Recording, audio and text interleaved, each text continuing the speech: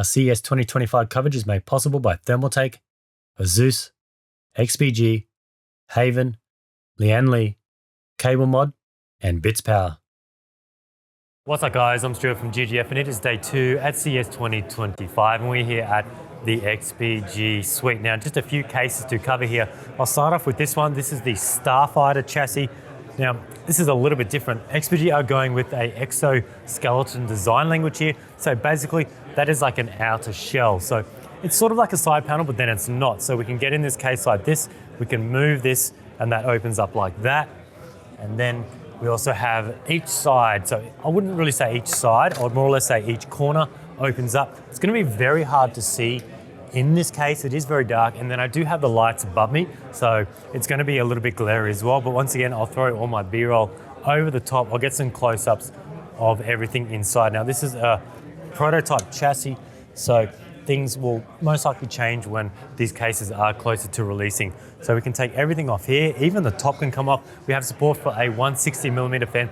Looks like 200, but they do say 160mm high performance fan at the top, so that's exhausting out. Everything is going from bottom to top. So we have support for a 360 all-in-one cooler there.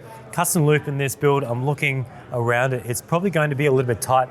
I see a little bit of room here, probably don't need a hard drive in a build that I do. It supports SFX, SFXL as well, so plenty of room there. And I'll see if I can rotate this around. It is MITX only. It's not the smallest small form factor chassis on the market. I'd say it's kind of the medium size. It's almost like you could nearly fit an MATX board in there. GPU, they're saying, is up to 5090 support. I don't know how they sort of tested that because obviously they just were announced yesterday. No one's really tested it, but they did say it supports 4-slot GPUs, which is good. And then they don't mention the length here. So as you can see, this one here is a monster card. What is this? I don't even know who this one looks like. Something from iGaming or something. Colorful. It's very long. And then that goes all the way. Actually, it mounts upside down. So all your ports are at the bottom.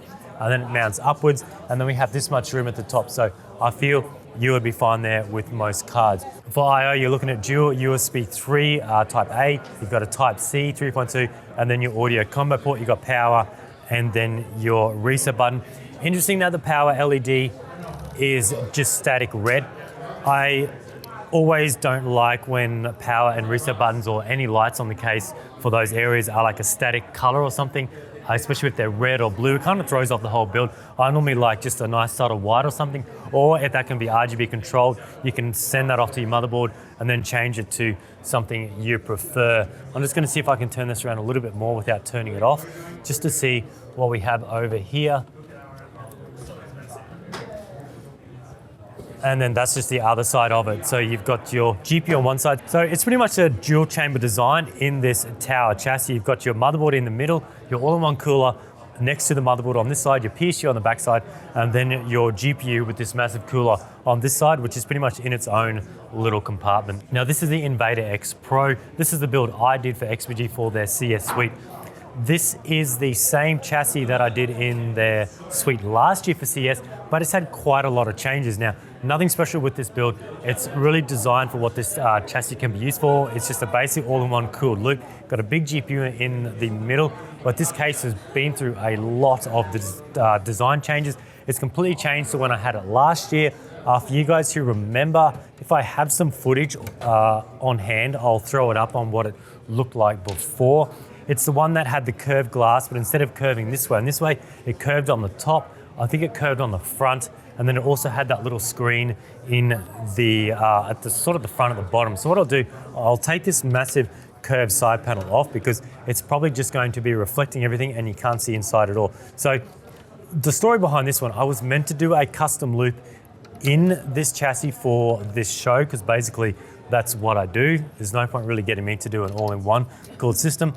Then when I started working on this, I was thinking, well, it's gonna struggle doing a full custom loop in this build. And this curved side panel is quite nice. It wraps around. I've never seen anything with that dual curve.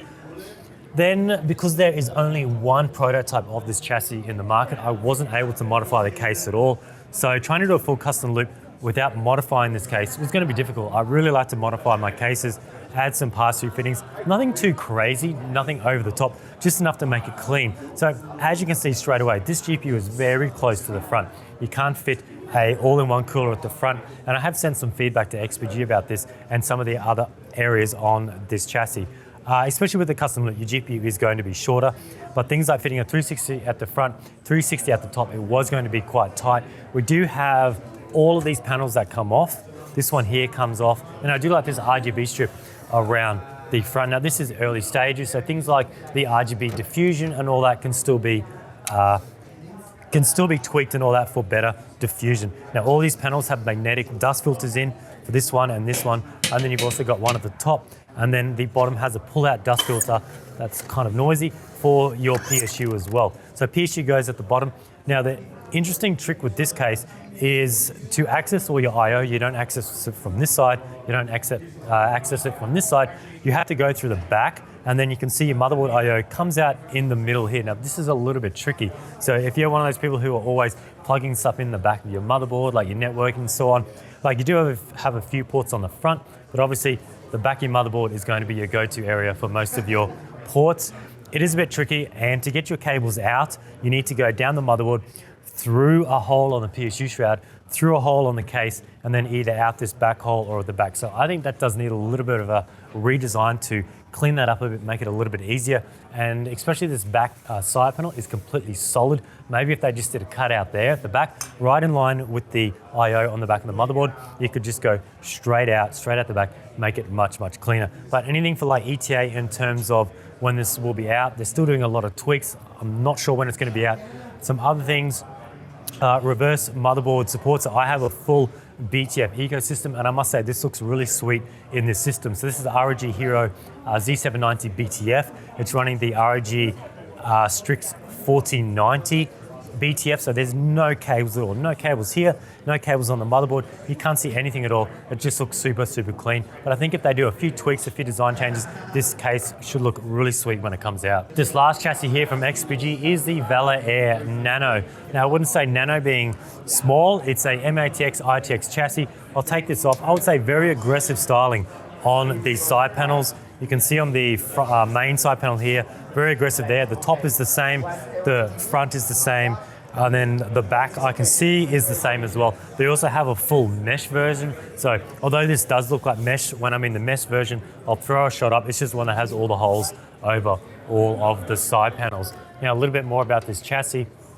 As I said, MATX ITX 360 radiator support. I can see at the top there, SFX PSU, and it also does ATX. So that'll be ATS, SFX and SFXL, full-length graphics cards. One thing to note that when you are running something like an ATX PSU, it will limit how long the GPU can be. Obviously, your PSU is in this section here, and if it's too long, it'll come down. It'll affect the length of the GPU. So when you do run the SFX, it is much higher, and you can run a much longer GPU in the chassis.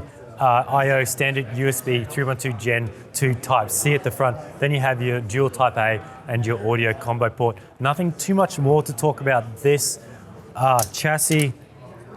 They've got a 360 all-in-one at the top. Looks like it can take 140mm fans. It definitely won't take a 420, but it does have room to fit a 280 if you already have something like a 280 all-in-one cooler, or you just want to do fans at the top in the 140s, and you have an air cooler to throw on the motherboard and your CPU. So last few things here to cover before we wrap this video up. Now you all know XPG have been doing PSUs for quite a while now. I've used their massive Fusion 1600 watt. This is their big boy. Very nice unit that's titanium rated. Now they're diving into some smaller units. These are some SFX. These are non-L. So these are the smallest you can get in this form factor. They have Intel ATX 3.1 support, 12 watt high power, up to 600 watt output for that connector. Interesting to see all these connectors on here. They're very, very small than on your traditional unit. As you can see, the difference there, I'll get some close-ups. Small connectors, it'll be interesting to see if that reflects on the cables, if the cables are smaller, because obviously having more flexible bendy cables are always going to be a little bit better when you're working on a smaller case.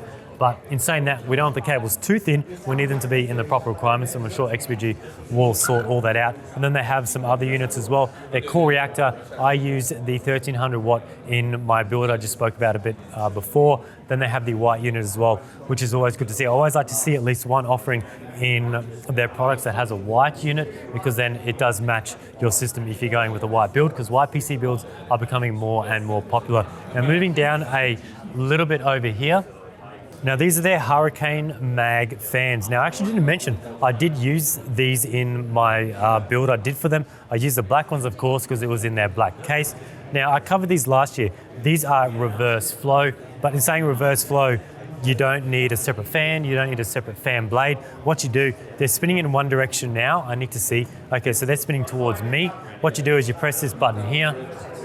So when it goes red, that literally stops all the fans. Then when you press it again, it goes to green, and then it spins it around. So basically you go from green to red and then to blue. So blue is one direction and then green is the other direction. Now, I spoke to the guys about static pressure testing. They do have the figures, they didn't have them on hand. If I get them in time, I'll throw them up in this video. But in terms of how these will go on radiators and stuff, these are aimed as case fans. They're not really aiming these for radiators, high performance, because there is a bit of a performance hit when you do reverse the blades. Because the blades aren't specifically designed for reverse flow, they're not going to be as good as in their traditional orientation. The only feedback I had for the guys when I did use these in my Invader X Pro build is I found this light was way too bright. When I'm going with a nice RGB theme, like something like a nice yellow across the whole build, when this is blue for one direction, it just lights up that whole corner. Then when you have it as green, say for another set of fans, it lights up that whole corner green, because it might not look much here, but when it's in an enclosed chassis, it is very, very bright. But from what the guys were saying, they have redesigned this whole connection here. Now this is magnetic as well. I think they've actually stuck this on for the purpose of this demonstration, so no one can pull it off, but it does come off. Actually, I think it slides. Okay, so it does slide, so it's not just magnetic, it does slide, and then you can just clip it back on. But yeah, they do come in the black and white as well. Alrighty guys, that's it from our XPG CES coverage. We've covered those cases, the PSUs, and then those sweet looking fans as well. But anyway, I want to thank you guys for watching. I want to thank XPG for supporting my CES coverage, and we'll see you in the next one.